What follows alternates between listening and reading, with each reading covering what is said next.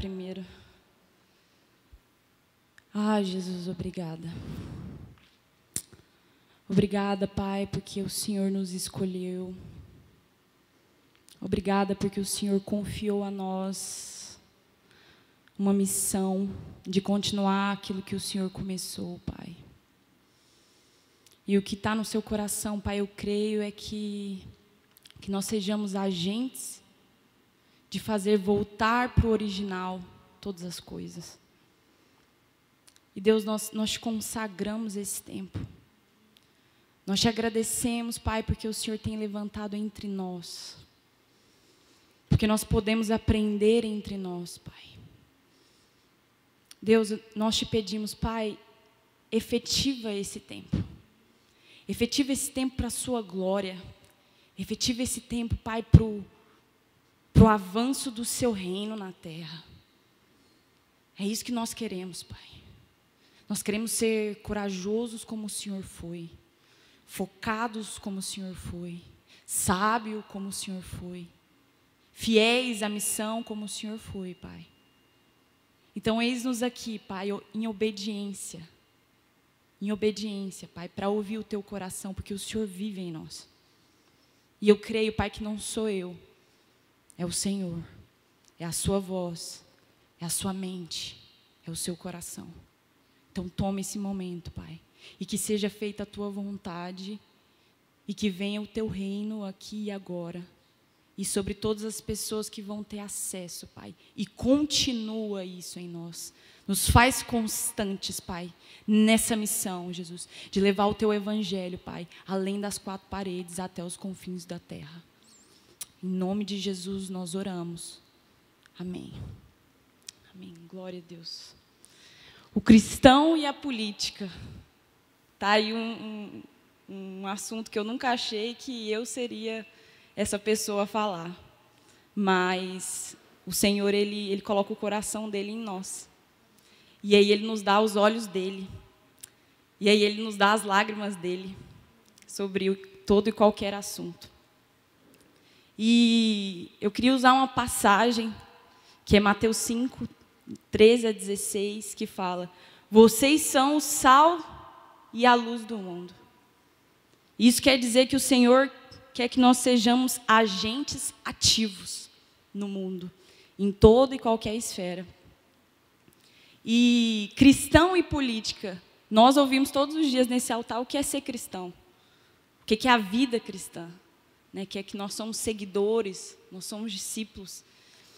Mas muito mais do que isso, porque nós não podemos ser comparados àqueles que seguem mestres ou Buda, porque na verdade isso é algo terreno, mas nós somos habitação de Deus. Nós não somos apenas seguidores de uma ideia ou de uma ideologia, algo terreno. Não, nós carregamos o sobrenatural em nós. Então é por isso que aqui o cristão e a política, o cristão, nós como cristãos estamos acima de todo e qualquer assunto. Tudo é menor do que aquilo que nós carregamos, aquilo que nós temos dentro de nós é muito maior do que aquilo que está no mundo. Então nós temos que ter essa certeza e avançar para a política com essa certeza. É o Deus dos céus e da terra, o detentor de toda sabedoria, justiça e criação que habita dentro de nós. Então os princípios que nós precisamos para ser efetivos aqui na terra, eles estão todos contidos na nossa essência e Cristo morando em nós. Então, com esse entendimento sobre o que é cristão, nós vamos agora entender o que é política. E uma das minhas funções agora, eu pensei, Deus, qual que é o propósito de hoje? O que o Senhor quer fazer trazendo o VJ Talk? VJ Talk. É assim que pronuncia, é? Tá certo. Qual que é a missão, né? E eu estava falando com o Pedro agora e o Senhor falou algo no meu coração. Eu falei assim, uau, é isso. Eu estou aqui para nos reconciliar de volta com o modelo original de política. O evangelho é para reconciliação a Deus. E nele está tudo aquilo que é original. Então, nós estamos aqui falando de política para que haja essa reconciliação com essa palavra. O que é política? Porque muitas vezes nós associamos a palavra política com algo ruim. E aí isso realmente nos faz preguiçosos E aí o diabo usa isso, porque aí nós permanecemos num lugar de ignorância, sem querer saber. Não, não, não, não. Porque nós associamos a política à corrupção, nós associamos a política ao Estado, ao governo, quando na verdade não. A palavra política, ela é derivada do termo grego de políticos, que designava os cidadãos que moravam na polis, que a polis era a cidade-estado da Grécia. E, na verdade, se você for para um sentido mais abrangente, é uma sociedade organizada. Então, nós podemos dizer que, onde quer que haja duas ou mais pessoas, haverá necessidade de definir regras de convivência, limites de ação e deveres comuns. Ou seja, a política é uma atividade inerente do ser humano, independente do governo. Existe política nas nossas amizades, existe política nos nossos casamentos, existe política no esporte, existe uma política de trabalho, existe uma política de organização. Então, essa palavra política tem que ser algo visto como algo bom para nós, porque é o que nos garante uma organização e um desenvolvimento. Tanto quando você vai ver lá na polis, na Grécia, quando vem a política e toda essa organização, é quando é o maior salto de desenvolvimento da sociedade. Então, se a gente ressignificar essa palavra dentro de nós vamos começar a ter mais atração por ela, do que mais retração, né? E é esse o meu objetivo aqui hoje. Então, pensando nisso, vou falar para abrir, né? Em Hebreus 11, 32.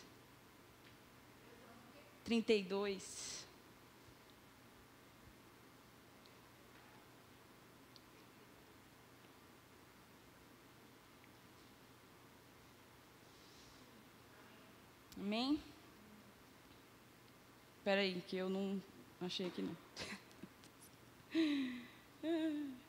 Hebreus 11, 32.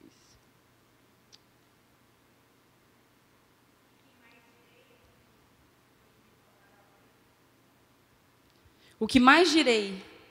Não tenho tempo para falar de Gideão, Baraque, Sansão, Jefté, Davi, Samuel e os profetas, os quais, pela fé, conquistaram reinos, praticaram a justiça, alcançaram o cumprimento de promessas, fecharam a boca de leões, apagaram o poder do fogo e escaparam do fio da espada, da fraqueza e tiraram força. Tornaram-se poderosos na batalha e puseram em fuga exércitos estrangeiros. Nessa parte aqui que fala conquistaram reinos, em outra tradução fala subjugaram. E quando você vai ver um sinônimo de subjugar, é dominar. E logo ali na criação de Adão e Eva, o Senhor fala que ele colocaria o ser humano para governar todas as coisas.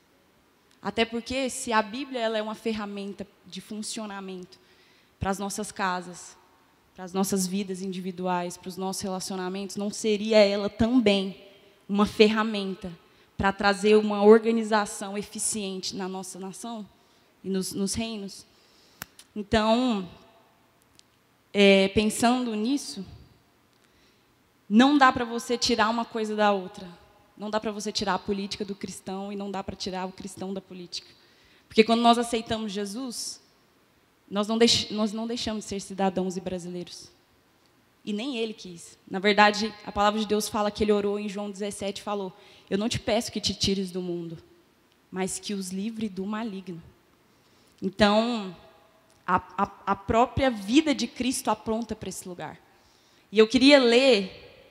Eu trouxe até um livro aqui, chama Política Segundo a Bíblia, do Wayne Grudem, e ele discorre sobre isso, como você tem uma visão bíblica a respeito de política, e como a Bíblia nos fala a importância da gente se posicionar em respeito a isso. E ele traz uma parte importante que eu queria ler, porque é como se fosse um panorama de vários momentos na história onde a influência cristã entrou e mudou culturas, mudou leis, e é bem discorrido assim. E eu queria ler para quem está ouvindo. O historiador Alvin Schmidt destaca como a propagação do cristianismo e a influência cristã sobre o governo foram as principais responsáveis pela criação de leis contra o infanticídio, o abandono de crianças e o aborto no Império Romano em 374 d.C. Contra lutas brutais até a morte, nas quais milhares de gladiadores morriam em 404 d.C. E contra a pena cruel de marcar com um ferro em brasa o rosto de criminosos em 315 d.C. Também tiveram influência na realização de reformas nas prisões, como a separação de prisioneiros do sexo masculino e feminino em 361 d.C. No fim da prática de sacrifícios humanos entre os irlandeses, prussianos e lituanos, bem como entre outras nações. Na criação de leis contra a pedofilia, na criação de leis que davam direito de propriedade e conferiam outras proteções às mulheres.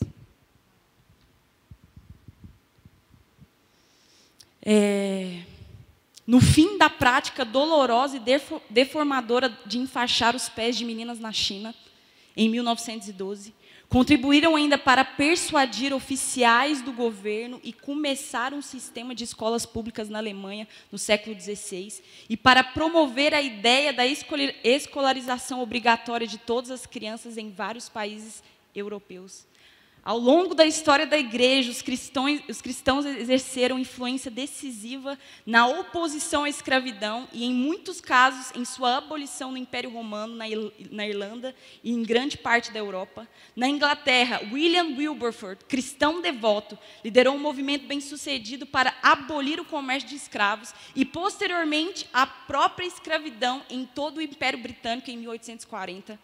Schmidt observa que 2/3 dos abolicionistas norte-americanos, em meados da década de 1830, eram pastores cristãos. Oferece inúmeros exemplos de forte compromisso cristão de vários dos mais influentes anti-escravistas, como Elijah Lovejoy, Edward Brecher, Harry Brecher, Charles Finney, Charles Torrey, Theodore Weld, William Lloyd Garrison e outros inumerosos demais para fazer menção.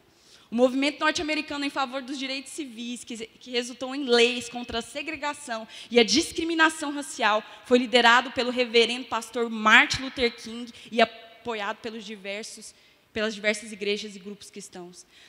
Houve forte influência de cristãos na formulação da Magna Carta na Inglaterra, 1215, bem como na Declaração da Independência, 1776, e na Constituição dos Estados Unidos, em 1787. Esses são 3 dos documentos mais relevantes na história dos governos na Terra. E todos os 3 representam sinais de influência cristã expressiva nos conceitos fundamentais de como os governos devem funcionar. Uau! Incrível isso. Gente, e isso são só alguns. E isso é o que nos inspira em ver que realmente, durante a história, cristãos foram sal e luz na terra. E enquanto eu estava estudando isso, eu falei assim, Cristo é o nosso padrão. E na vida de Cristo, como é que eu posso observar isso? Porque muitas vezes, aos 30 anos de Jesus, igual ele não foi um empresário, ele não foi um pai, ele não foi um médico, mas a vida de Cristo, ela pode ser aplicada em grandes escalas. Ela é a essência. Então, aí o Senhor me fez lembrar de algo. Uma vez Jesus tocou nos olhos de um cego e trouxe visão para ele. E nós temos a capacidade de tocar na visão de um cego e trazer visão, mas não só uma visão física. Nós podemos aplicar a essência da vida de Cristo e tocar nos olhos das pessoas, trazendo verdade e luz, para que elas não sejam manipuladas por mentiras. Um dia, Jesus tocou nas pernas de um paralítico. Uma doença ou alguma ocasião que ocorreu que tirou a liberdade dele de ir e vir. E nós temos em nós a capacidade, o poder de tocar nas pernas de um paralítico físico e trazer de volta a liberdade dele de ir e vir. Mas nós, com o reino, com a luz, com os princípios do reino, nós podemos lutar em favor das liberdades individuais das pessoas, as liberdade de expressão, liberdade de propriedade privada. Nós podemos ser agentes que cuidam das liberdades das pessoas. E um dia Jesus tocou num leproso, numa doença. Nós temos a capacidade de tocar em doentes e que eles sejam curados de doenças físicas, mas nós também carregamos em nós a capacidade de ser influentes numa cultura que muitas vezes é imoral e que deprava e que adoece as nossas crianças, os nossos jovens, os nossos casamentos. Então nós temos que ter a vida de Cristo como o padrão, mas esse padrão, ele é aplicável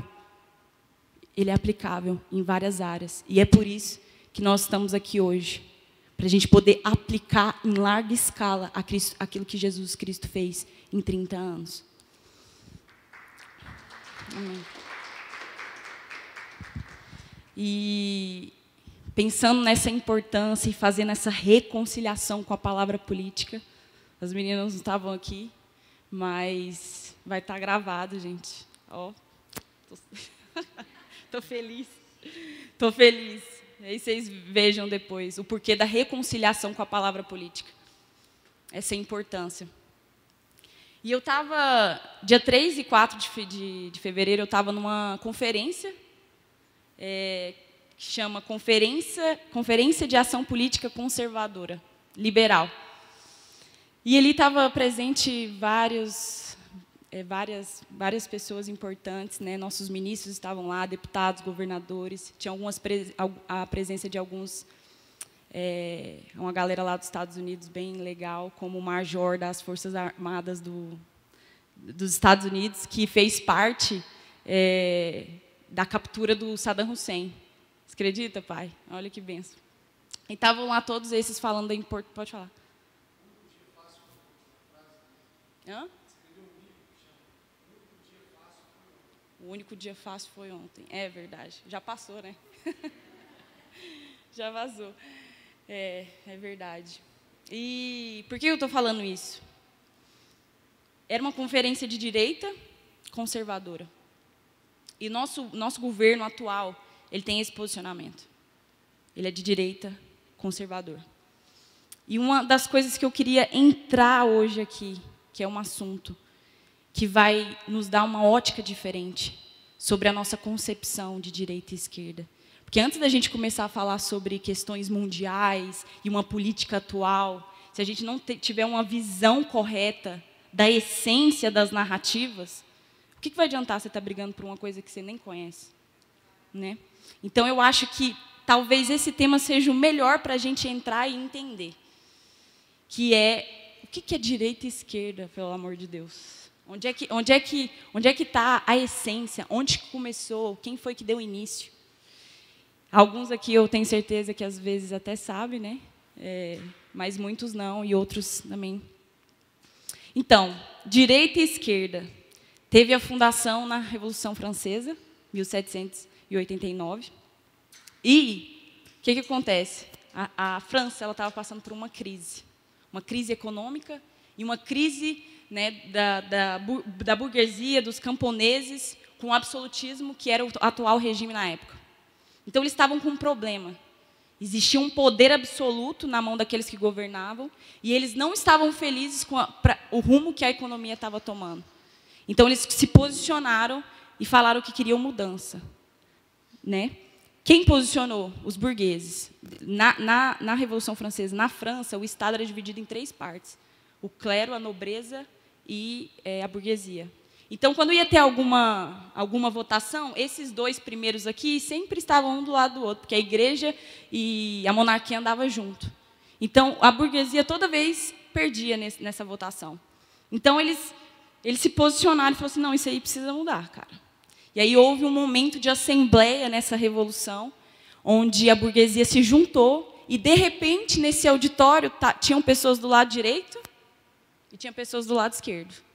E é aí que vem essa primeira menção de direita e esquerda por causa do posicionamento. Só que esses 2 posicionamentos tinham ideias diferentes de como lidar com aquele problema. Né? Do lado esquerdo, deixa eu passar aqui, que é uns nominhos meio difíceis. E aí a gente olha para passar direitinho. Do lado esquerdo estavam os jacobinos, que a gente considera como os progressistas hoje, a galera de esquerda. E do lado direito estavam os girondinos. Os 2 queriam mudança. Os 2. queriam mudança. A direita é vista como conservadora e a esquerda é vista como progressista por conta da forma dela de lidar com o problema. Os conservadores, eles queriam criar leis para limitar esse poder. E essa mudança, é por isso que é chamado de conservadorismo, porque eles não queriam fazer uma ruptura completa com aquilo que já havia sido construído. Mas eles queriam criar leis para limitar, né, esse poder, enquanto os jacobinos, que é o de esquerda, queriam ruptura completa. Não, é para descer tudo. É para acabar com a monarquia, é para tirar a igreja, vamos começar uma nova sociedade. E eles tinham como base o iluminismo.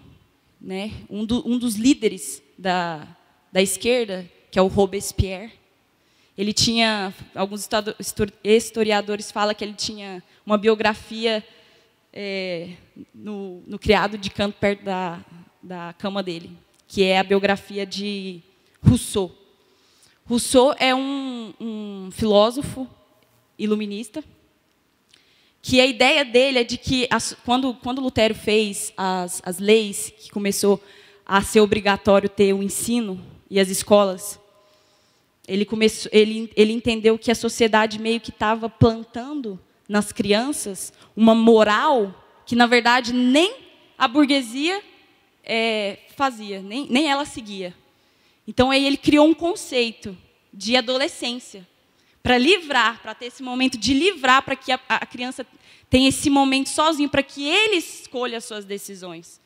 Então, tipo, a base do iluminismo francês, na verdade, é você quebrar e ter uma ruptura com aquilo que já foi construído.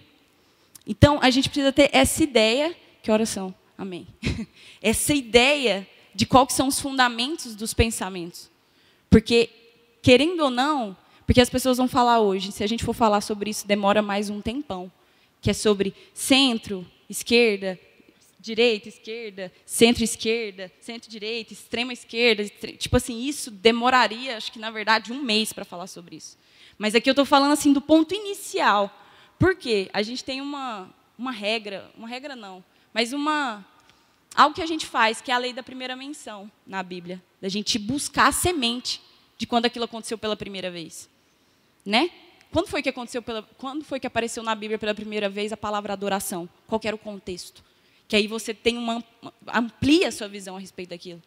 Né? Então, a gente buscar entender a essência do que carrega o movimento, a visão e a forma de lidar, vai te dar uma clareza para você entender todo o resto. Então, eu queria deixar claro aqui o porquê. Por que a direita é vista como conservadora? Porque ela quer sim mudanças, porque eles estavam ali. Eles queriam mudança. Porque, às vezes, ela é vista como algo... Não, a sociedade está do jeito que está, a gente quer que continue do jeito que está.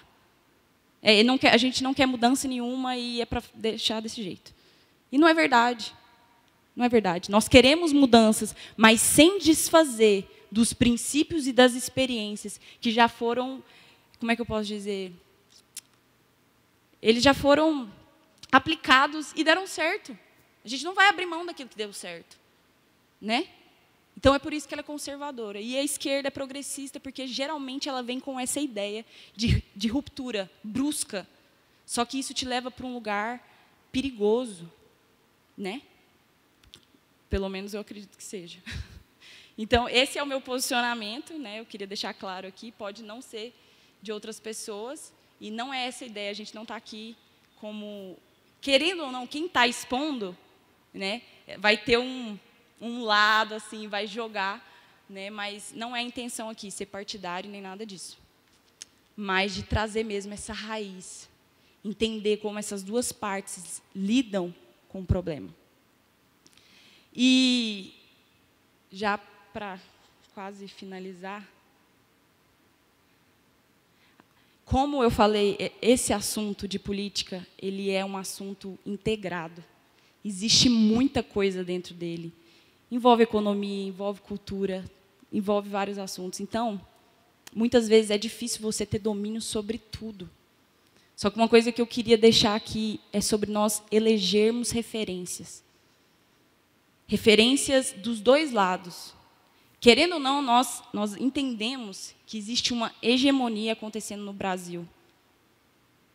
Existe. Porque nós viemos de um governo, o governo passado ficou mais de uma década no poder. E ele é um poder de esquerda. Então, querendo ou não, ele tem os interesses e os valores em que ele vai colocar. E isso, essa hegemonia, que é esse poder sobre as várias influências, escola, cultura, jornais, nós já temos acesso a isso, às vezes até sem querer. Mas nós precisamos eleger referências que falam da outra parte. Porque eu sou a pessoa que mais enaltece essa importância de ouvir os dois lados. É claro que acaba que você ouve, né, mais o lado que você... Mas, como eu falei no início, nós cristãos, nós estamos acima disso. Eu não acredito que a direita ela represente fielmente tudo aquilo que o cristão é. E tudo aquilo que o governo de Deus, o reino de Deus é. Eu não acredito nisso. Mas, como é o meu posicionamento, eu acredito que é o que mais se assemelha, é o que mais se aproxima, né?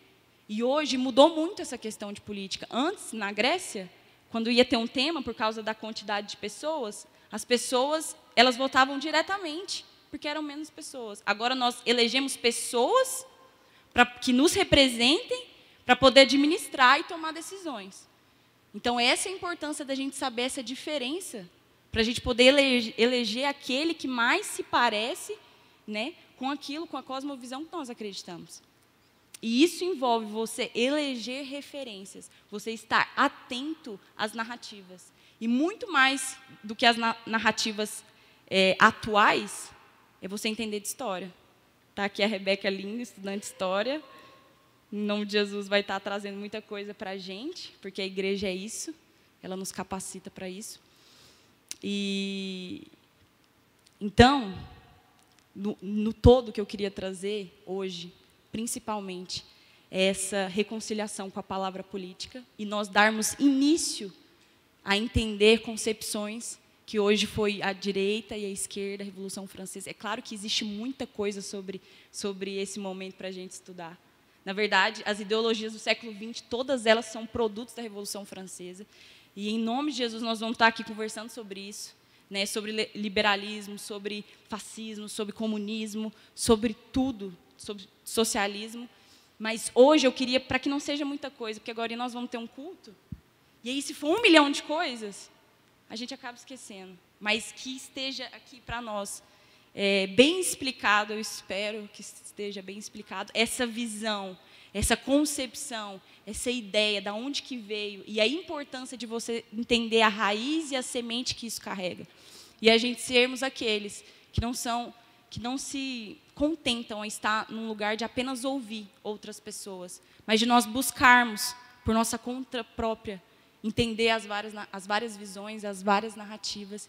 E aí, o Senhor, eu creio que Ele vai nos dar discernimento, porque a palavra dEle diz que o Espírito discerne todas as coisas. Então, independente de quem esteja falando, independente do quão boa seja a oratória ou a forma que essa pessoa fale, o Espírito dentro de você, ele vai discernir a verdade da mentira. E ele vai te guiar num caminho de lucidez, né? Então, é isso, gente. E cenas dos próximos capítulos, em nome de Jesus, nós vamos seguir nesse VJ Talk, para a glória de Jesus. Amém. Glória a Deus. VJ Talk.